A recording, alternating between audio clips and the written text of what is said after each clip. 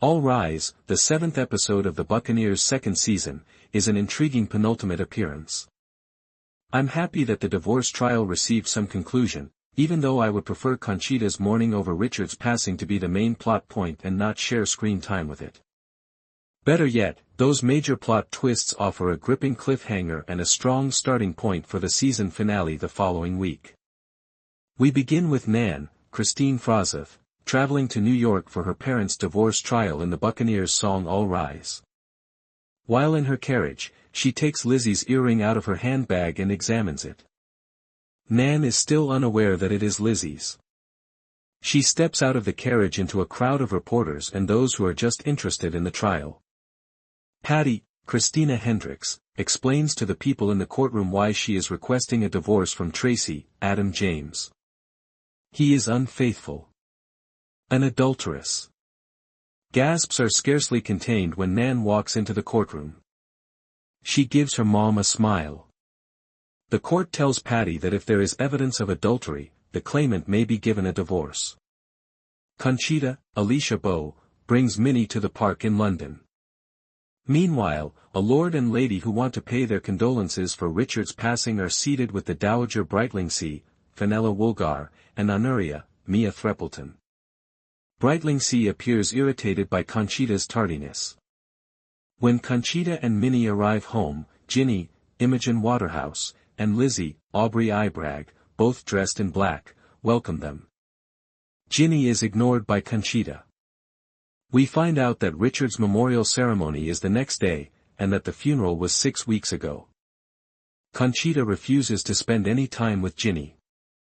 Conchita loves Ginny, Lizzie tells her. All of them do. Brightlingsea advises the two to convince Conchita to attend the service dressed in black, the appropriate color for mourning. The court then goes into recess.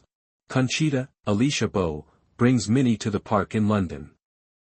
Meanwhile, a lord and lady who want to pay their condolences for Richard's passing are seated with the Dowager Brightlingsea, Fenella Woolgar, and Honoria, Mia Threppleton.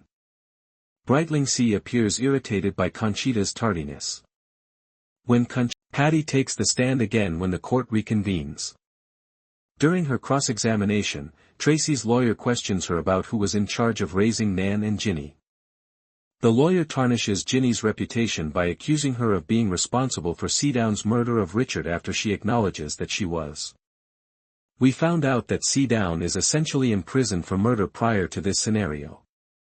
Hopefully for good, but based on this program, he will somehow manage to escape.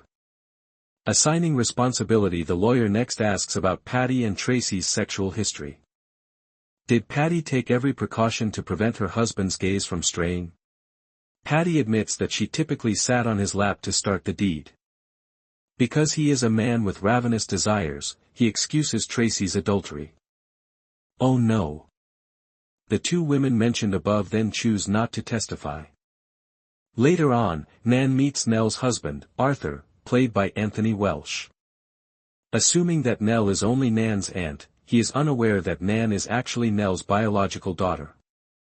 Nan acknowledges that it is unfortunate that her biological mother is no longer living, as her testimony would provide unmistakable proof of Tracy's adultery.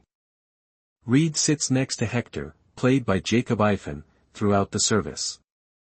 Hector discloses that there would be no postponement of his and Lizzie's wedding. It's finished. Hector then witnesses Theo touching Lizzie's arm. He pauses at the interaction. He's starting to connect the dots. It's during recess that Tracy approaches Nan. He expresses regret for the circus that this whole situation creates. Nan doesn't say anything. He queries her regarding Ginny. Ginny wanted to go to the trial to support Patty, Nan responds. Everyone's grief looks different. Conchita shows up for the memorial service in the meanwhile.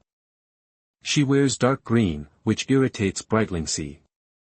A maid takes Minnie to another room after Conchita hands her over to her. A plaque honoring Richard as the fourth Marquess of Brightlingsea is unveiled as the service gets underway. In the adjacent room, Minnie sobs uncontrollably. To console her, Conchita departs. She is persuaded to stay by Brightlingsea. She expresses her wish that Minnie or Conchita would understand how to grieve properly.